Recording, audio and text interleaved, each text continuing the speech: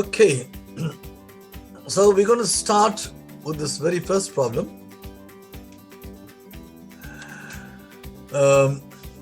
I have sent the problems to you and I asked you to try them out on your own. And let me see if there is anybody in the class who has attempted this and got an answer. Is there anyone? I'll give you a chance to come in now.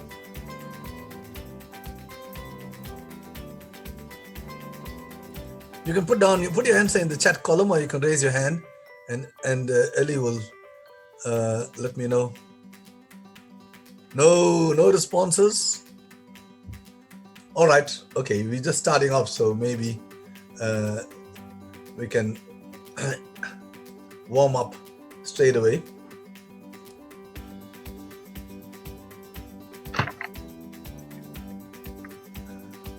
Okay, so this question here, you've got a square and you have two quarter circles inside it,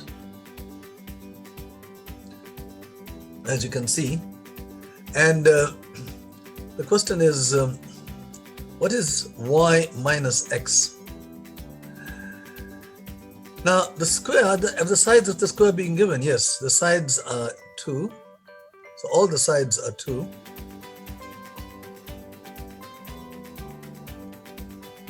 Okay, which means that the radius of the circles, this radius from here to here, is also 2.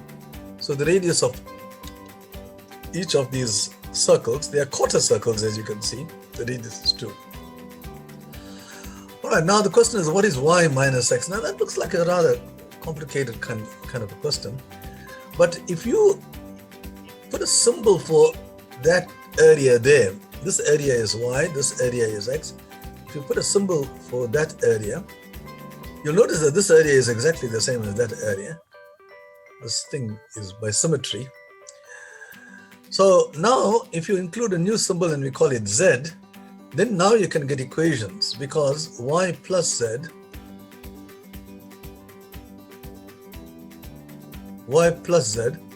is the area of that piece and the area of that piece together to make the area of the quarter circle. So this is the area of a quarter circle. All right, now that's a quarter of the area of some circle. Now the area of the circle, the formula for that is pi r squared. And r, in this case, you can see is 2. So when you simplify that, this is quarter pi times 4, which is just pi. So y plus z is pi. Okay. Now, in like manner, now when you look at x plus z, it's a slightly different thing there. X plus z. When you add x plus z to y plus z,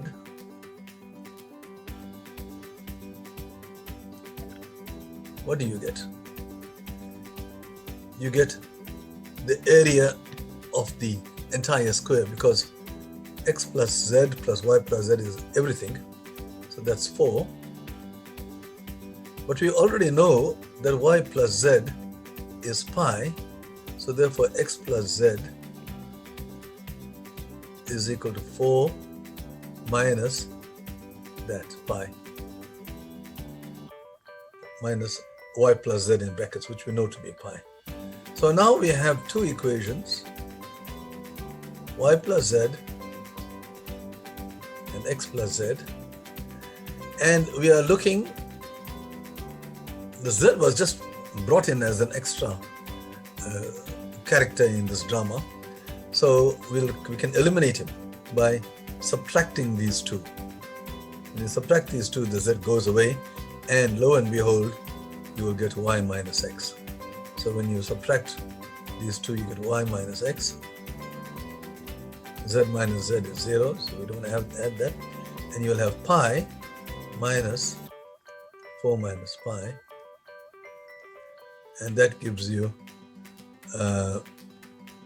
If you simplify it, you get 2 pi minus 4. Because minus pi, this thing here, when you expand it, you get minus 4 plus pi. That simplifies to that. So the answer to this question is 2 pi minus 4. That is y minus x. All right. I just want to remind you to leave your mics off. So far, we've had no disturbance, but sometimes some participant's pet parrot comes in there and utters a few swear words, which can be very embarrassing to the rest of us. So please switch your mics off. Okay, now let's get on to the next one. And while I'm trying to do that, I just need to say something. Today, I think it's we are doing geometry. A lot of this is geometry. And we are fully aware that geometry is a difficult area for most learners. So I'm not going to cut this meeting short. I'm going to go on past 2 o'clock. Ellie, if you don't mind, and whoever wants to stay behind can stay, and the others who need to leave can leave. But I want to finish this entire thing so that because we've got geometry together with probability. Both these topics are very important in school mathematics as well. So I don't want to short shrift these learners. Even if we run short of time, we'll go on to the full thing. Okay, so let me just get to the next question.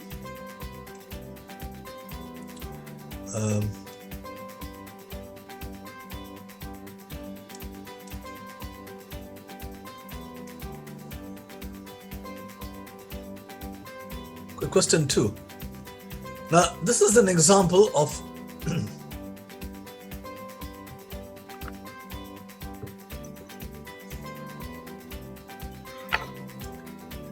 a geometry problem which has got no diagram in it. Now, you're not very familiar with these kinds of questions because in geometry these days, the diagram is provided. In Olympiad problems, very often the diagrams are not provided and you have to draw your own diagram. So we have to draw the diagram. The question reads, ABCD is a square, as you can see, and AD is an equilateral triangle. So you've got a square and an equilateral triangle. And it says here that E is inside the square. Okay, so let's draw this.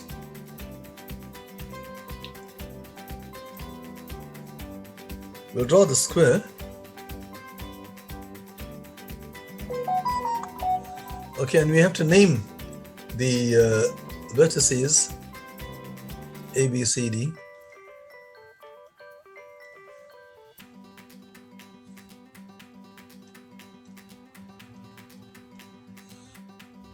Note, when you name it, you put A, B, C, D in that order. Don't put A, B, C, D. That wouldn't work. You must go in the same direction.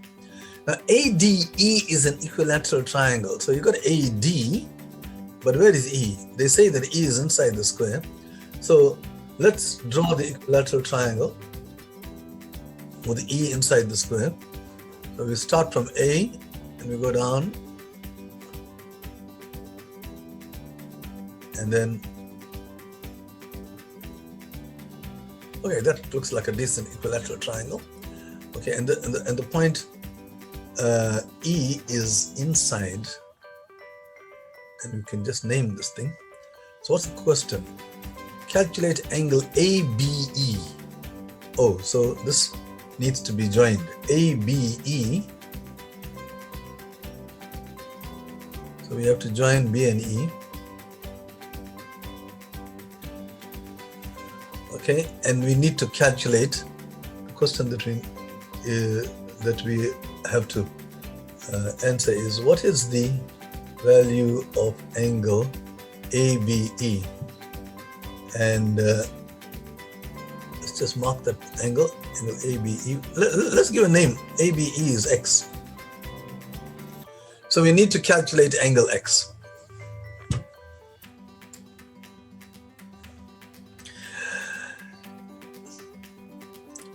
Is there anybody who tried this problem and who would like to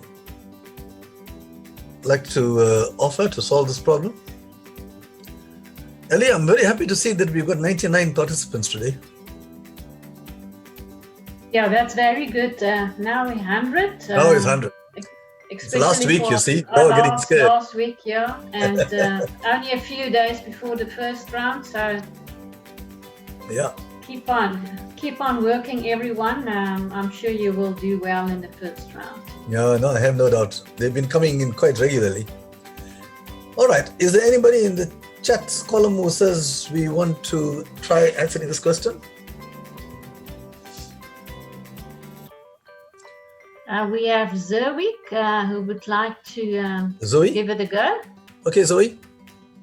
Zoe, you can. Hello, ma'am. All right, go ahead. Yeah, it's Zarvik. A lot of people get it wrong. Okay, sorry. I'm so sorry. No, it's fine. Okay, yeah. So this question, we start by filling in everything that we have as a given. So we know that all the sides of the square are equal to one another, and because AED is an equilateral triangle, we also know that all those sides are also equal to all the other. So AE and DE equals, well, we don't know what yet, but they equal each other. And also, all the interior angles of the triangle equal 60 degrees because it's an equilateral triangle. And that leaves us with a possibility for angle EAB, which is 30.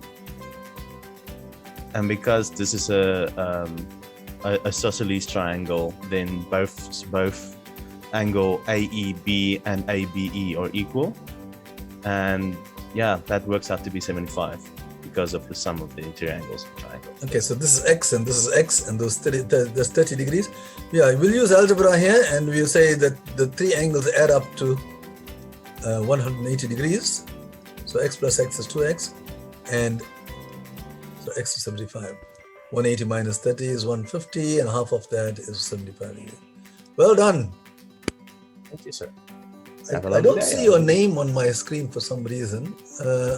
Would I be able to access that, Ellie, to see who's talking? I've got the 4 things at the corner there. Let me just. Oh yeah, okay. I think yeah. Cool. If you, I'm not sure if you can see the chat, Prof. Palaiba, that in okay. the chat you will be able to see the names. There. Okay. Yeah. Okay. All right. I think that was very well done there. It is exactly what I would have done. So you take all the information and you put it in, and then you make conclusions. All right, so let's get on to the next problem. The next problem is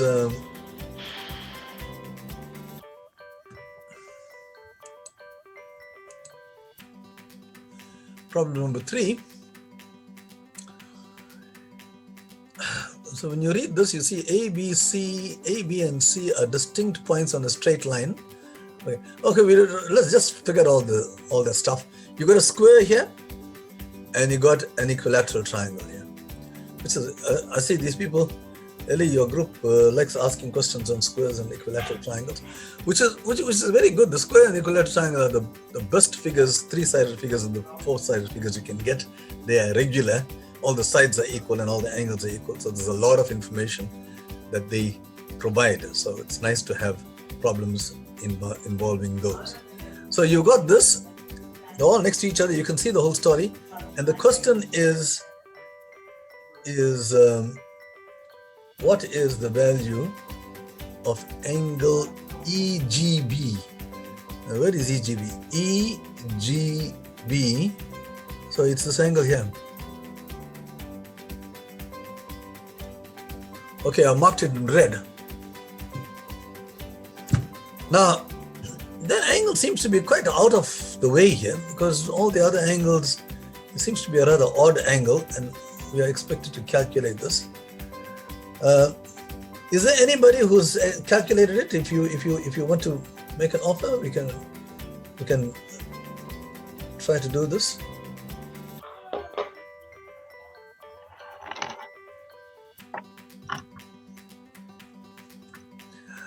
All right, let me just say, in the first place, what do I know about angle A, this funny looking angle?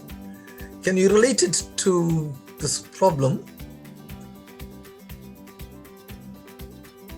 Well, if you look carefully, you will see that it is an exterior angle of a certain triangle. See, if you draw this and you produce this, and you get that angle, so you get this triangle here with this angle here. So if you start from B, G, C, then that triangle, this is an exterior angle. And from the exterior angle theorem, which I call the flag theorem, you will see that the exterior angle is equal to, this is the triangle under the spotlight, it's equal to the sum of the interior opposite angles. I've named them already. So the angle that we're looking for, angle EGB,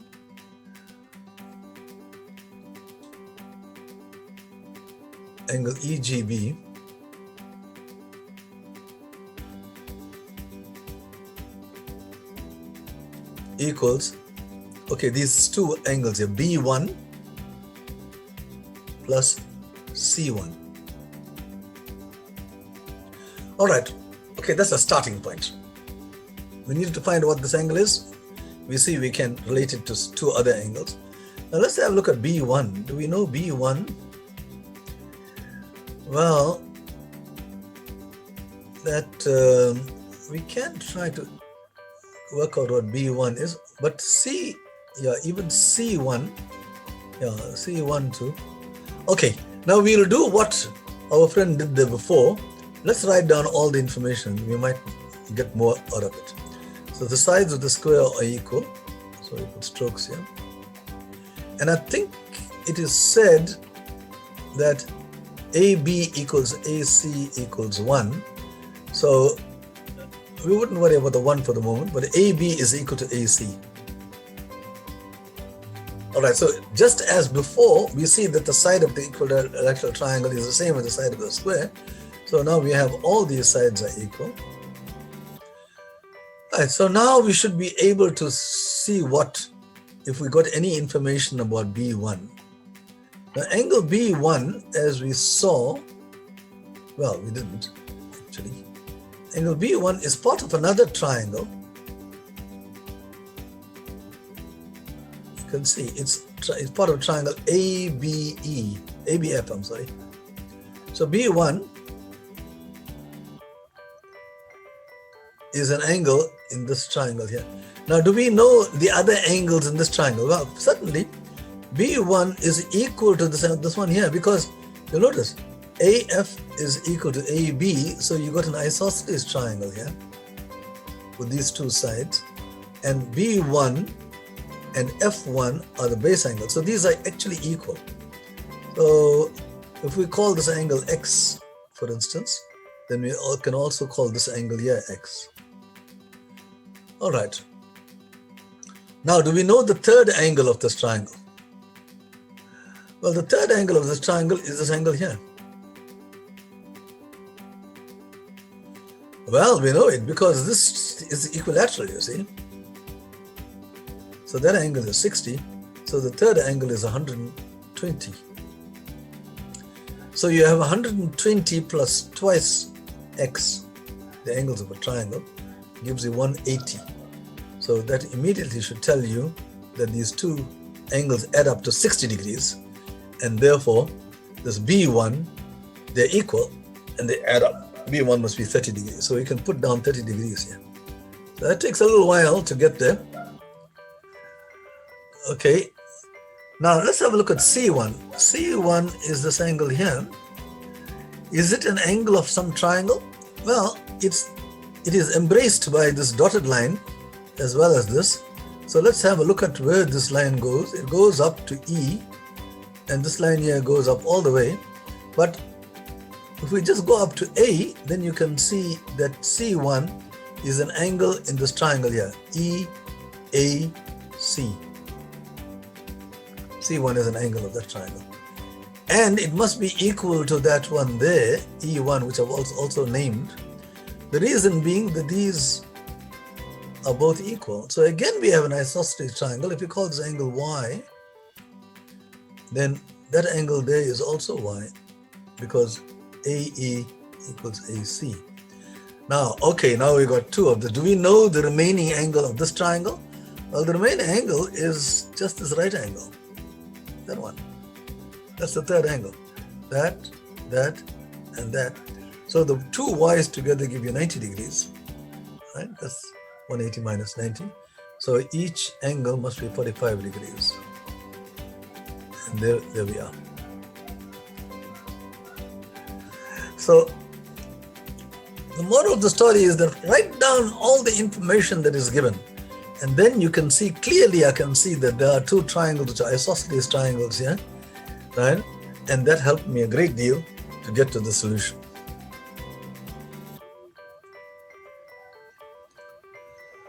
Okay, so let's just get on to the next problem.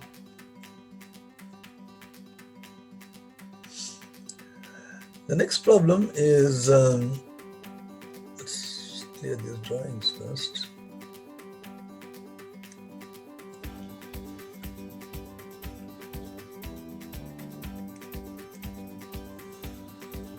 Okay, we're going to problem number 4.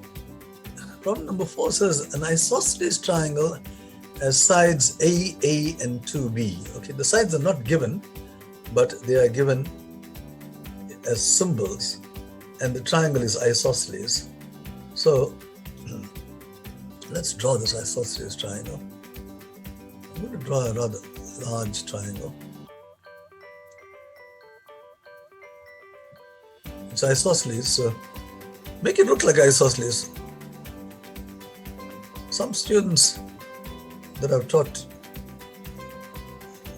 they don't respect that. They draw some triangle which doesn't look like isosceles. It helps you if you make it look, but don't make it look like equilateral now. Otherwise, you might think that all the sides are equal. Like this one here is sort of converging towards an equilateral triangle, but just bear in mind that only these two are equal. Okay, so the sides are given as A and A. And this one here is 2B. I'm writing it down like that. Just now you will know why. Now determine the radius of the circle that passes through the its vertices. Oh my goodness, there's a circle that goes through the 3 vertices. I have no idea how to draw that circle. But at some point or the other, you come to learn about it. I don't know whether it's in your syllabus, but it's just useful to know that you can find the center of a circle that goes through the vertices of any triangle. I'll repeat that. The center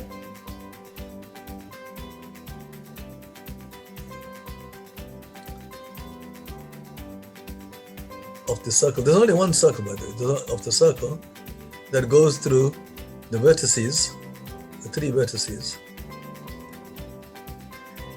You can find the center. There's a very easy way to do it. Is the point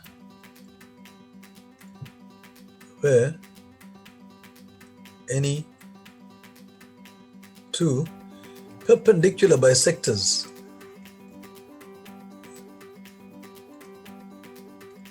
of the sides meet. Right, now I want to say something about a perpendicular bisector. What is a perpendicular bisector and what are its properties? It's a very important concept. For me, one of the most important concepts in grade 9 is the concept of a perpendicular bisector. You have a line segment, a short line, and every line segment has got a perpendicular bisector. Now, what is the meaning of that? It is another line which is perpendicular to it, but not only that, it bisects it. It bisects that line, as the name suggests. Bisects means makes it equal. So these are equal, it bisects it, and at the same time it's perpendicular. So any line like this, given a line, and this new line is called the perpendicular bisector. If I just draw this in a different color, All right. Now, one of the most important properties of the perpendicular bisector is very closely related to isosceles triangles, in the sense that the most important property of this is that if you take any point whatsoever on the perpendicular bisector, and if you join it to the endpoints of your original line, these two will be equal. You see? They will always be equal. You say that they are equidistant from the endpoints. The distance from the endpoints are the same. So these lines which I'm drawing, these pairs of lines are all equal. So that's a very important property of the perpendicular bisector. In fact, it has a converse. And the converse says that if I start with the line segment and I take a point which is equidistant from the endpoints, I'll repeat that. If I take a point, take any point, and if I know that it is equidistant from the endpoint, so in other words, you got an isosceles triangle. So if I got an isosceles triangle, your conclusion is that this vertex here lies on the perpendicular bisector of the opposite side, right? So that's a very, very important fact. In an isosceles triangle, the vertex lies on the perpendicular bisector of the opposite side. So here we have an isosceles triangle, and we have the thing about perpendicular bisectors here. So the center of the circle lies on the perpendicular bisector of all the three sides. So I'm going to just draw the perpendicular bisector of only one of them. I don't want to confuse the issue. So we'll just draw this one here.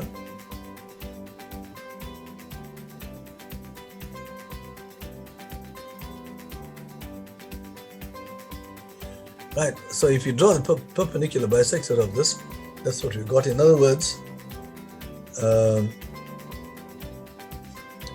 this point here, it lies on the perpendicular bisector, as we just said. These are equal. Right, now the center is also lies on this line, the center of the circle. I need to know the center in order to draw the circle. So the center is somewhere here. Not sure where, but that center will be the center of the circle which goes through all three vertices. So I'm going to think that the center is going to be here because it also lies on the perpendicular bisector of this line, you see. So the center is probably here somewhere. Now what I'm going to do is I'm just going to join. I'm going to join the center.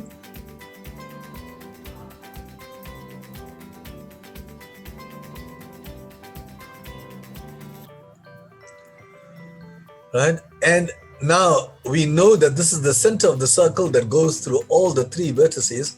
So immediately we can say that all these three are radii of the circle. These are radii. So we give a name to that. We'll call it R for the radius. And the question is, what is R? Calculate the radius of the circle that passes its vertices.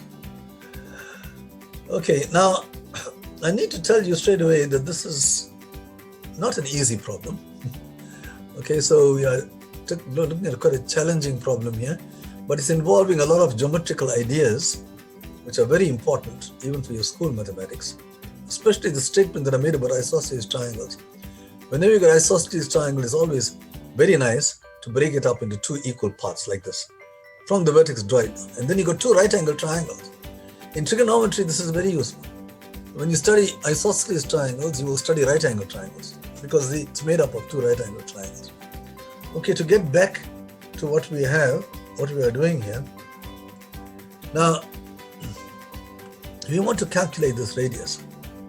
So how do we calculate this radius? Well, okay, this is 2b, right? So let's, now both these are equal. So that is why I put that far away.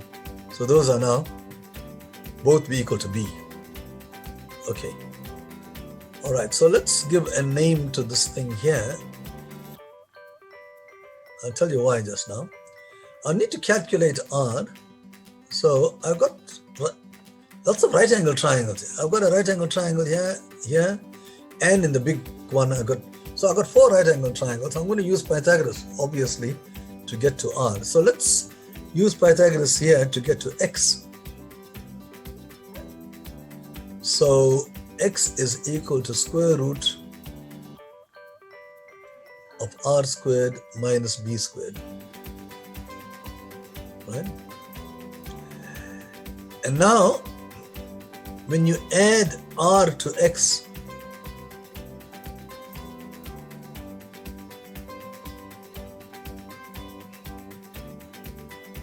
R squared minus B squared. When you add R to X, you get that height of the triangle, and that too is a side of a right angle triangle, and you know the two sides.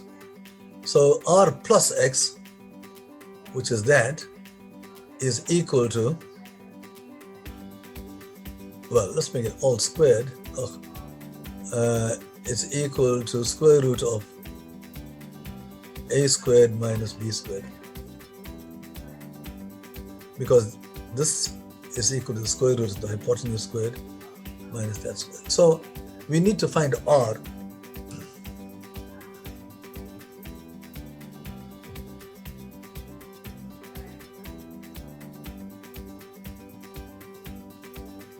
Okay, so let's square on both sides.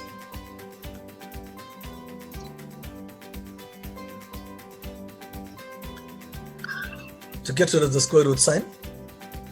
So when you square on both sides, you have R squared plus, now remember, I'm squaring this binomial here, so you have to multiply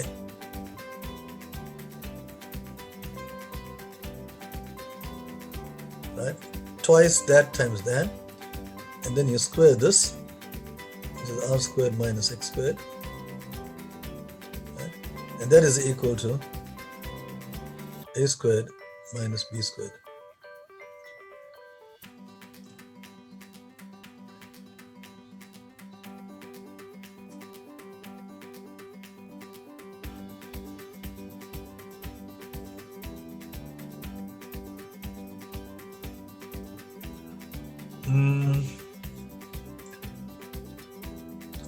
Well, it doesn't look as if I'm going to get anywhere here.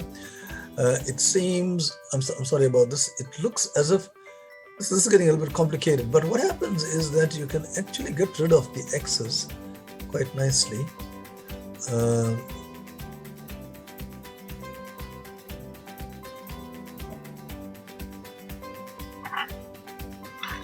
Now the reason was, this was not R squared minus X squared, it's R squared minus B squared. Sorry, I'm sure some of you knew that, but in the chat column you can't pick it up. X is square root of R squared minus B squared. So I should have had a B here. R squared minus B squared. Right? And now that allows you to cancel the B squared. You see, minus B squared. Okay. And then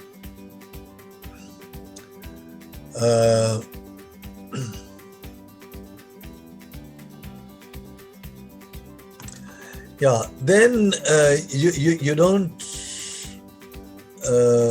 have the x's here anymore, and the b squares are cancelled. Then you can bring all the r's to one side. You have 2r squared plus 2r times square root of r squared minus b squared equals a squared. All right, so you got a single square root here, so you can get rid of that by transferring this to the other side. This minus 2r squared, take it out and put it to the other side. And then you have this, we're trying to find r, and you got just a single square root here, and now you can square on both sides, and then you get to your r. Okay, as I told you, it's quite a complicated problem, but you've got this equals this, so get rid of the square root sign. We try to get rid of square root signs. The way to do that is to square on both sides. So when you square this, you get 4r squared times r squared minus b squared, and that is equal to a squared minus 2r squared. All squared. Okay, and I'm going to leave this to you to complete. I think there's an easier solution, which I've given in my notes. In my solution, which will be given to you, this is problem 322, I think. I didn't name the problem. So when you go to that, you will see there's a much easier solution. But I immediately see here that this last term here is 4r to the power of 4, and here the first term is 4r to the power of 4. So those two bad guys, they disappear, and it will simplify quite nicely, and you can make r the subject of the formula. All right, so that took a long time, but it was a very demanding problem. You can go to 322 to get a much clearer picture of that, so you needn't worry in case you didn't follow the arguments. So let's get on to the next question. Now the next one,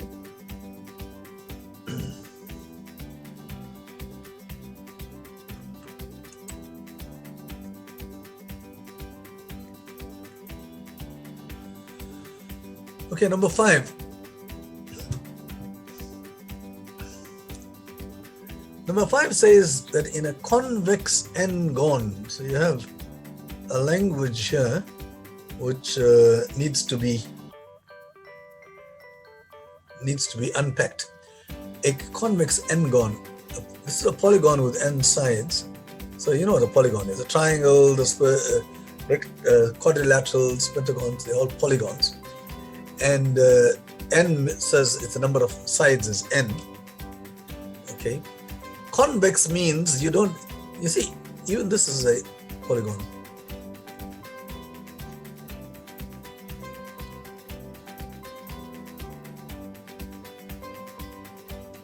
This is a polygon. It's a figure with 4 straight sides, bounded by 4 straight sides. But one of the angles is reflex. Right? When you have that kind of a thing, then they are not very happy objects, and they are. So we rather work with those where these angles are not reflex. In other words, all the angles are less than 180 degrees. Such a thing is called convex. Convex means all the angles are less than 180. So you can see that the angle A is less than 180 here. So the question is, what is the maximum number of exterior angles that can be obtuse?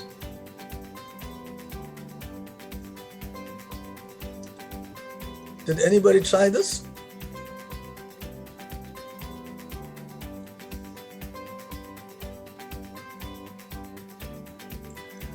All right, anyway, this is quite illustrative. You see, one of the most important properties of polygons, I'm talking about general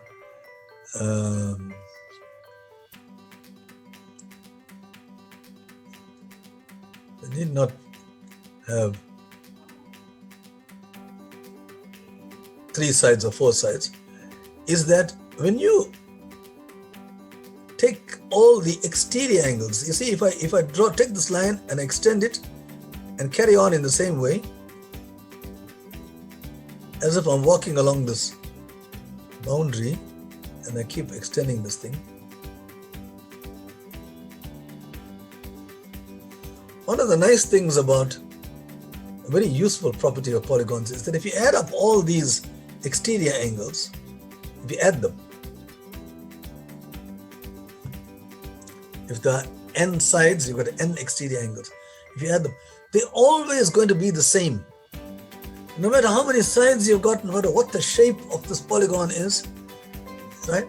A random polygon, the sum of the exterior angles is always 360 degrees. Very, very useful fact. Okay. All right, in most polygon problems, you will use that the sum of the exterior angles is 360. If the polygon was regular, which means that all the sides are equal and all the angles are equal, then it means that all these angles are equal now, and they add up to 360 degrees. So you can calculate each of those angles for a regular polygon, because then you're adding several numbers which are all equal to each other. So you call them equal to x, then x times the number of sides is equal to 360 degrees. So you can calculate x. Okay, so this question here is a kind of funny question. It says, what is the maximum number of exterior angles that can be obtuse? Okay, so let's give names to the exterior angles. We don't know what the exterior angles are, so we will just call them, let the exterior angle be A, B, C, and so on, right? So, because there are n sides, so there are quite a few of these symbols. And what we just said is that when you add all these, you're going to be equal to 360 degrees. All right, I'm going to put 360 degrees on the left-hand side. And I'm going to put A plus B plus C, etc. on this side. Now, we know that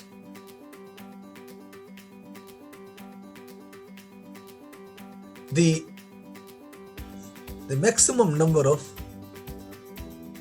exterior angles that can be obtuse. Now, we want these angles to be obtuse. At best, we'd like all the angles to be obtuse. So, this thing here is, they want the maximum, you see. So, we will say, okay, suppose all the angles are obtuse. Now, what does this mean? It means that each of these angles is greater than 90 degrees.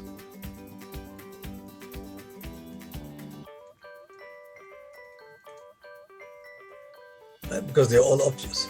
So you got 360 degrees on one side, on the other side you got 90 plus 90 plus 90 plus 90. So that means that you can only go up to 4 points. After that, 360 is not more than that. So, in other words, you can't have more than 4. So you got only 4, at most you got 4 angles which are obtuse.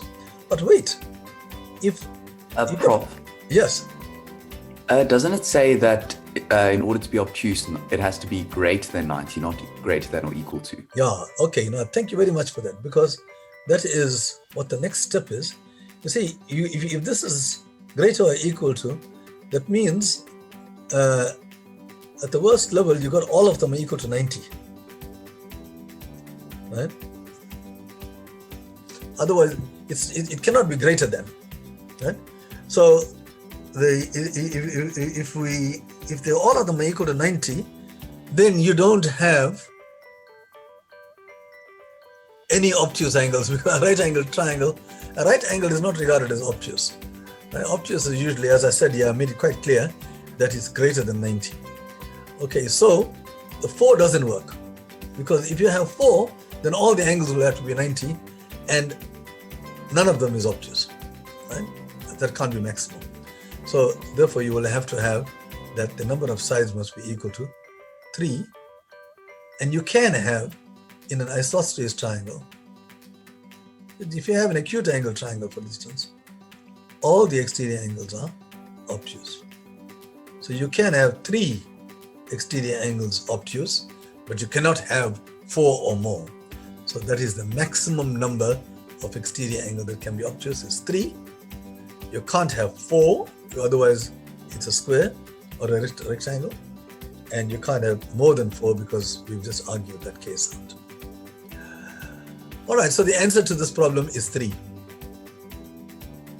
That's the maximum number of exterior angles that can be obtuse. It's a logical argument, so it requires a certain language proficiency, and all right, now let's get on to the next problem.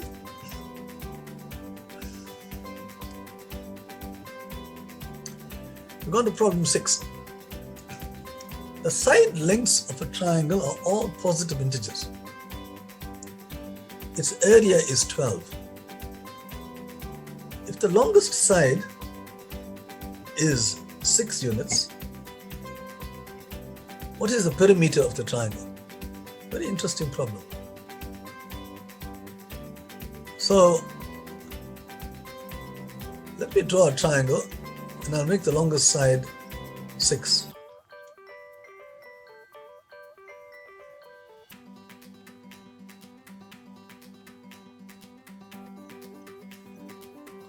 I see I stuck to my red here right throughout. I should have gone to black.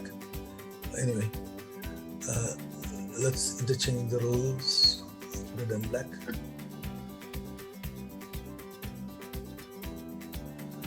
Okay, so now you have that the longest side is 6. So I've actually shown the longest side is 6. The side lengths are positive integers. Remember, they are numbers like 2, 3, 4, 5, 6. So that's very, very important. Okay, the area of this triangle is 12. Now, how do we use that? Well, the area of a triangle is half base times height. So why don't we draw the height and give a name to it?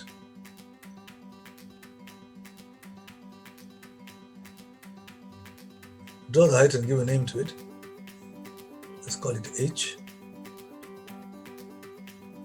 The symbol h is often used for height, h for height, that's 90 degrees. So we have an equation here. Now, once I put a symbol for the height, then I'm using this as your base. So the area of the triangle, you use the area formula, half base multiplied by height, and we know what that is. It's 12. Okay, so now immediately you can get h. So in place of h now, h is 4. Okay, I'm going to just take that out and replace it by 4 because I've just calculated it to be 4.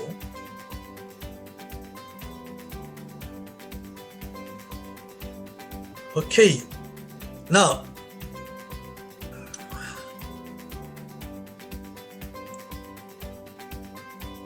here's something important. We don't know, for instance, what is the side here? Let's give a name to this. Unknown quantities I usually give names to. It helps a great deal. Okay, now can I make any conclusions? Anybody wants to say, make any conclusion about x? So can I say something? Yes. Well, So since 6 is the longest side, yeah. The next side cannot be bigger than 6. So x And will it have to cannot be, be. this is what you're saying, then x is it less can- than 6. Yeah, it cannot be bigger than 6. Yeah, which is the same as saying it's smaller than 6. Yeah. But you mean it could be equal to? Not. I wouldn't say equal to because it's the longest side. Yeah, in a all right. triangle. Well, And not then- necessarily. We can put equals. Oh, it can be equal, but with the height being 4, I feel like x has to be between 4 and 6. Ah, now because- let's get to that. So you've got that the height is 4. So x is the hypotenuse of the triangle. So it has to be, x must be bigger than 4. Yeah. Right? So the possibilities for x is it's an integer which lies between 4 and 6, 4 and 6, which is 5. which is 5.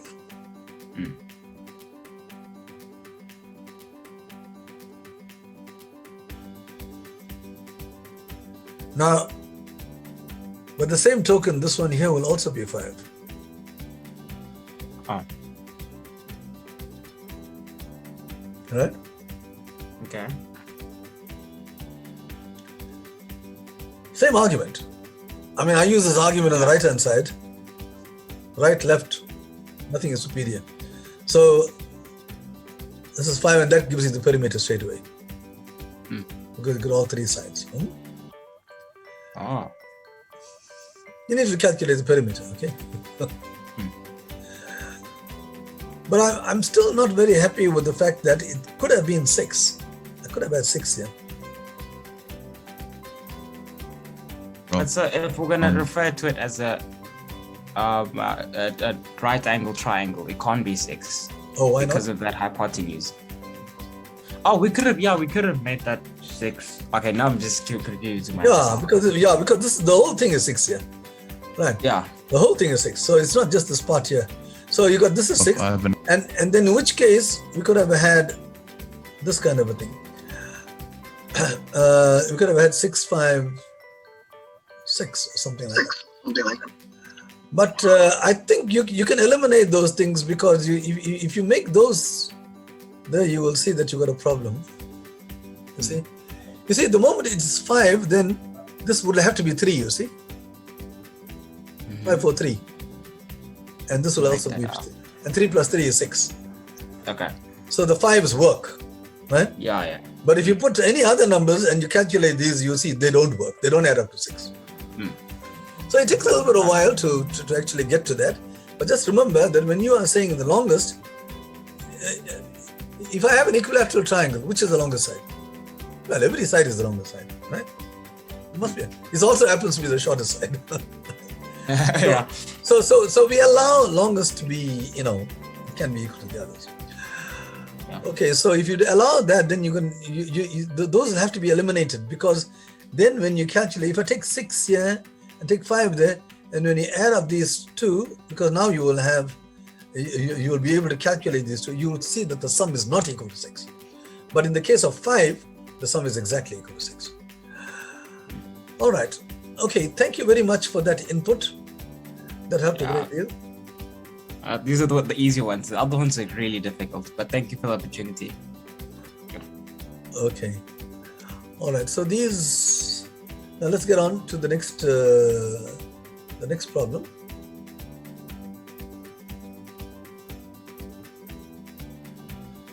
Okay. Now the next problem is, how many diagonals does a 30-sided polygon have? Okay, anybody who wants to give this a kickoff?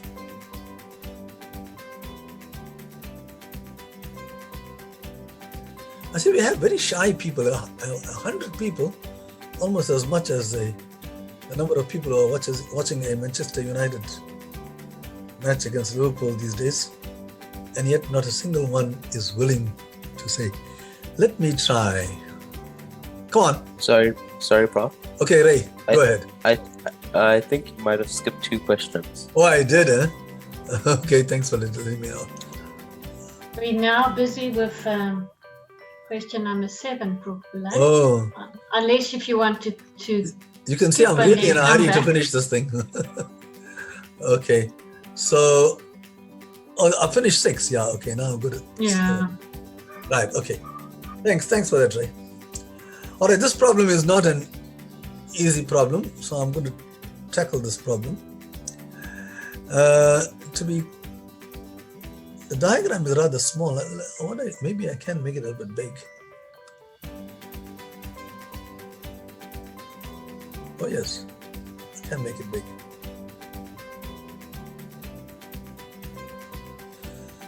Right. Now the problem says that you got a quadrilateral. I'm not going to go through this. And you got 2 angles of 90 degrees in that quadrilateral. And you got one vertex joined to that side there, and this vertex is joined to the side, and you got some numbers given, 7 and 6 and 2 and 10 and so on, and you're asked to calculate the area of the shaded region. Right, now, did anybody solve this problem, or you want to tackle it?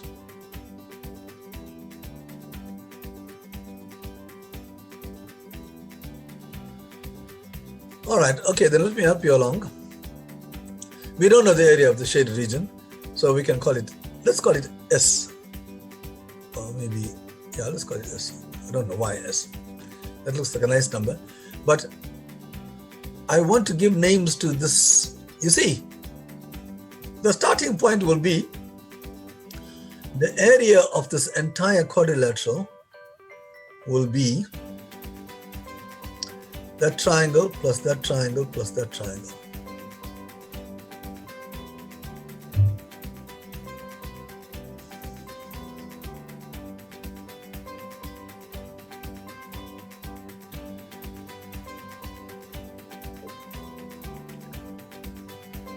Right, so let's give names to this. Let's call this X.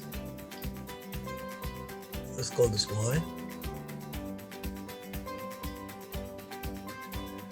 So the area that we're looking for is, well, the other thing is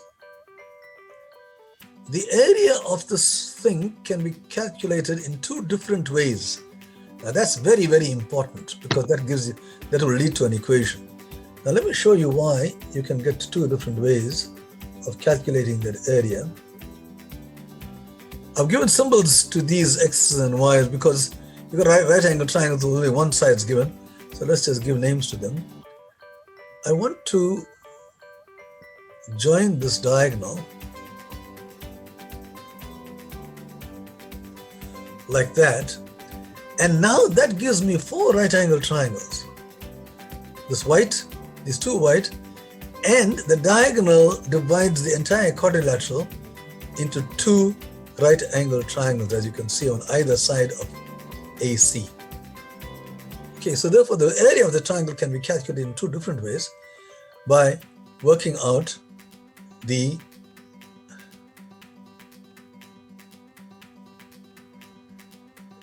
but using only the formula for the area of a triangle.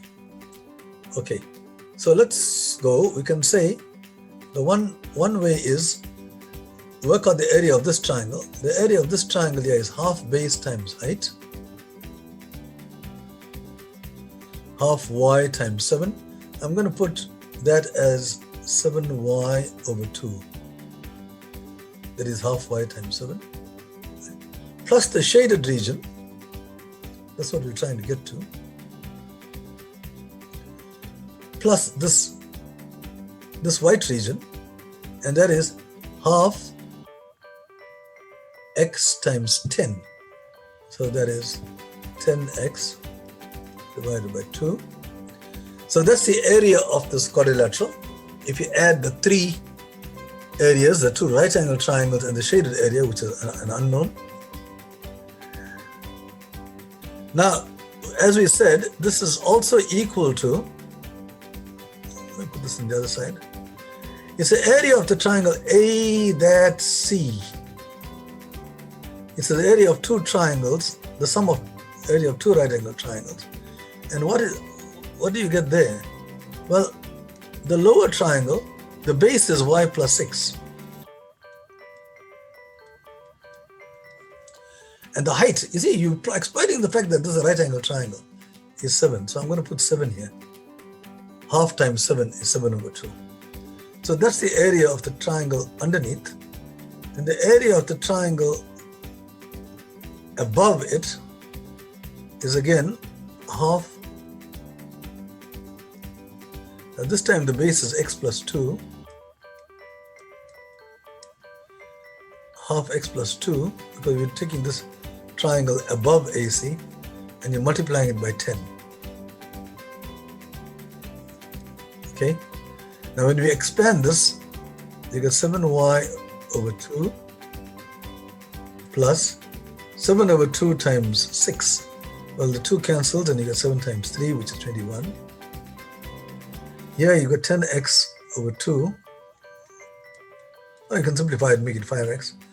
And 10 over 2 times 2, the 2 cancels and you get 10. And lo and behold, that bad guy goes away. The other bad guy goes away. Goodbye, you guys. And on the left hand side, I just have S. And on the right hand side, I have 21 plus 10. And we have 31.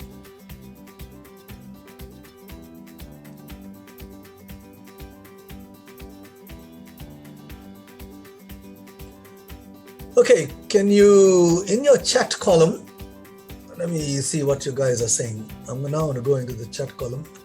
You haven't given me a chance to look in the chat column because you are not wanting to try any problems. Oh, we have lots and lots of chatters. Okay, so they're busy talking to themselves. The triangles are congruent, so work with Pythagoras. Oh, I don't know, I didn't see any congruent triangles. That's related to the previous problem. Oh, I see. Okay. Now be careful. Now, when you say triangles are congruent, then you make sure they are congruent and you got the conditions for congruency, not because they look congruent. Okay, be careful. Well, maybe they were congruent, whatever they were, but why did these fractions disappear? They cancel off. If you take 7/2 and divide by 2, multiply by 2, the 2 cancel with the 2 at the bottom and you're left with 7. So fractions disappear, you can cancel them.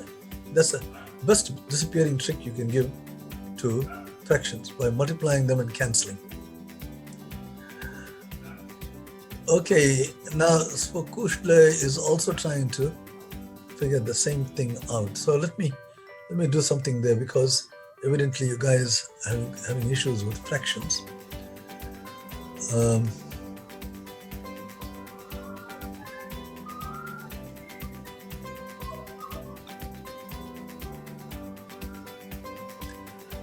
Okay, what we had here was something like this.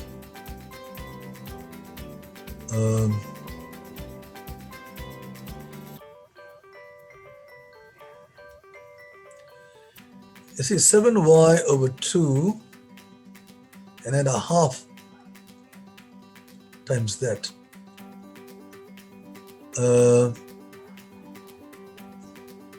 No, what was this?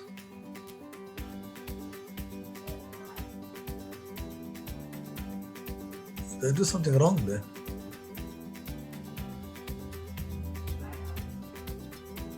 Oh yeah, and on the other side, you also had, I'm not sure which fraction I think you're talking about half times 6. Half of 6 is 3. Or otherwise, 2 goes into 6 3 times. 1 times 3 is 3. Or otherwise, 1/2 times 6/1. 2 goes into 6. 3 times 1 times 3 is 3, 3/1, and that's 3. So no matter which way you look at it, you'll get the same answer, but the easiest way is you just take the 2 and 2 goes into 6. It's 6 divided by 2. All right, okay, I'm not going to spend much more time over that. Hopefully, when you go and look at this actual solution, you'll see. Before we move on to the following question, Prof. Pillay, as Yes. Chris Son Basson has a question for you. If you can go back to the chat room. Okay.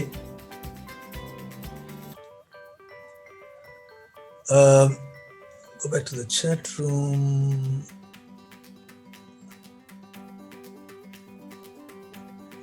To get to the chat room, I have to come out of this.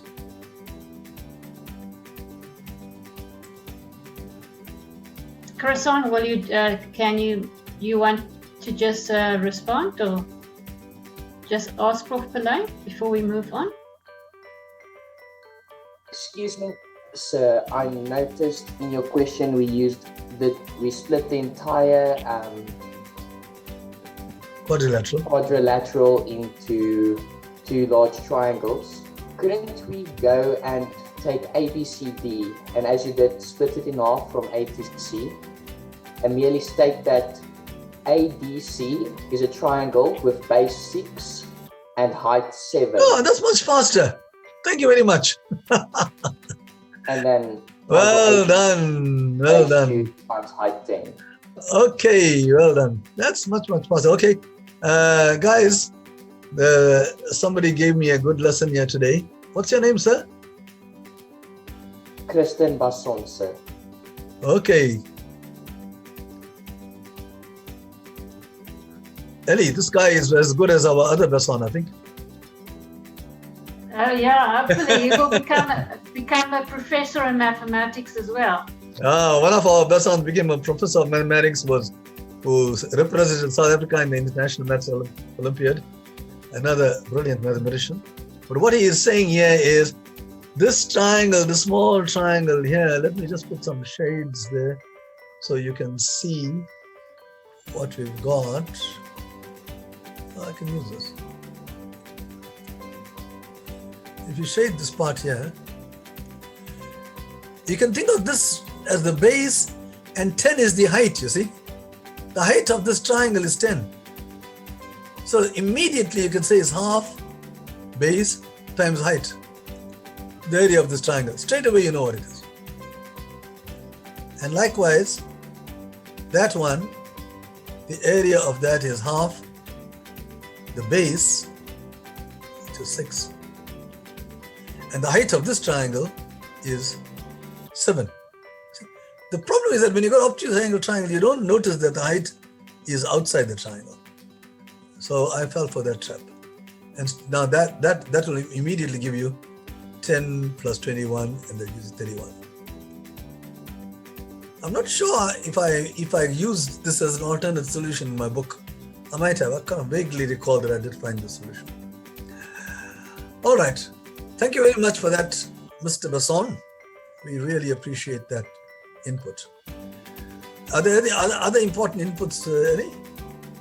Now I think we can proceed to question 8. Okay, good. So let's just get rid of these things and go to question 8.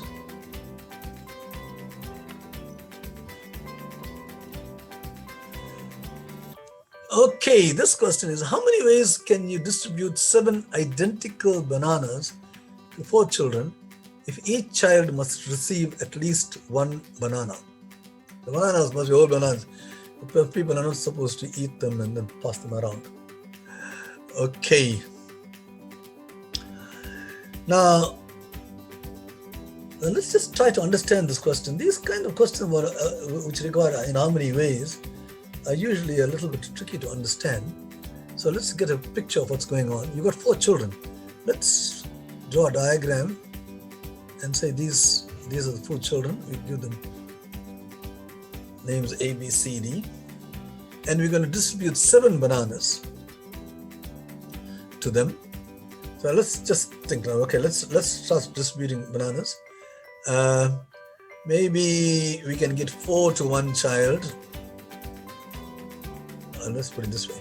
We'll put 1 to each and 4 to the last. Each one must have at least 1 banana. So you're being quite fair in this. So that is a possibility. Is there any other way in which you can break up? Yeah, you got 3 ones. All right. Is it possible to have 2 ones?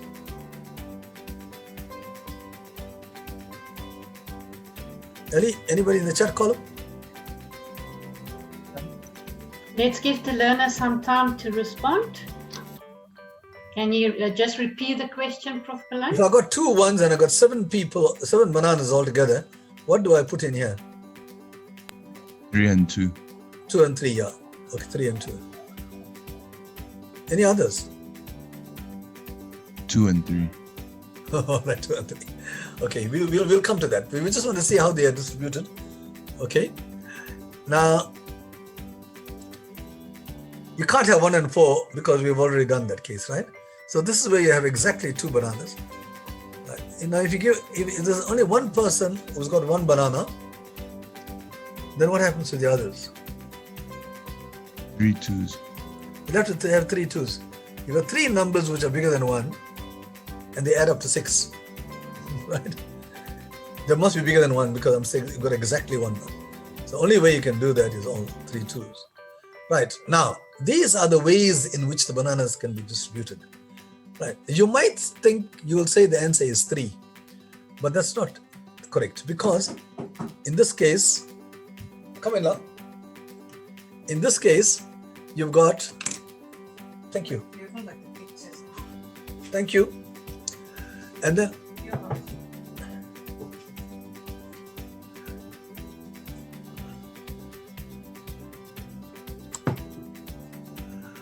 all right, so you have,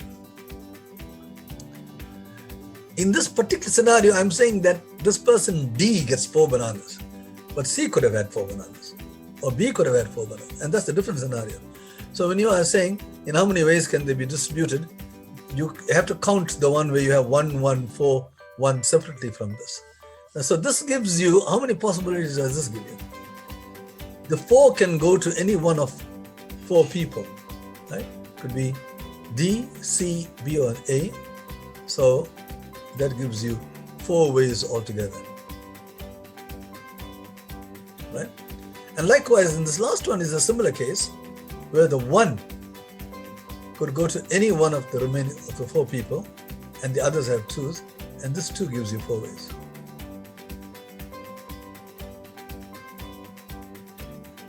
Right? You could have had 2, 1, 2, 2, and B gets 1, and A, the others get 2, or C gets 1, and the other gets 2. Right? So the only thing that remains is this one here. Now this requires a little bit of thinking here. How do you count how many possibilities there are? There are quite a few. You could have had 1, 3, 2, 1, 1, 2, 1, 1, 1, 2, 1, 3, or something like that. So let's find out figure out a way of actually counting this. Okay, so what I'm going to do is I'm going to put a boxes like this.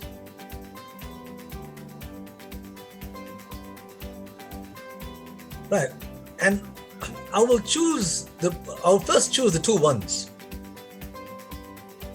Right? Where can the 2 1s go? The 2 1s can go, let's call this small a, small b, small c, small d. The 2 1s can go into AB. The 2 1s, like that, 1, 1. Or they can go to AC. Or they can go to AD, the 2 1s. So if A is one of them, you can have only 3 of them, 3 others, AB, AC, AD. Now suppose A is not one of them, then you'll have to start with B. You're not allowed to include A now. So you can have BC, you can have B, D. So these are the ones which have got B in it, right? And not A.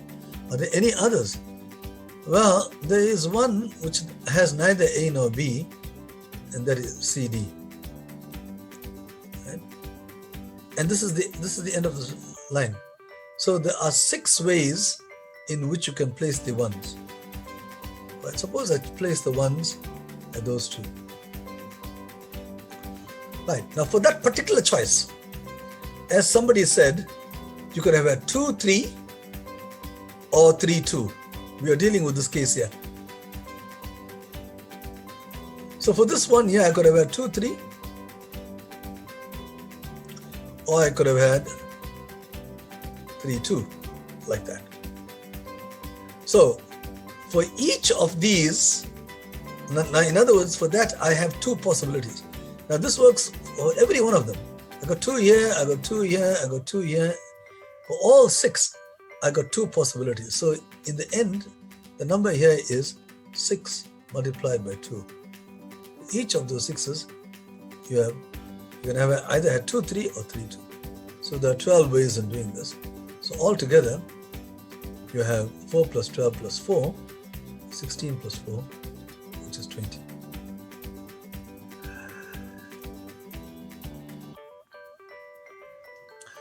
So guys, is there anybody who tried this and got 20?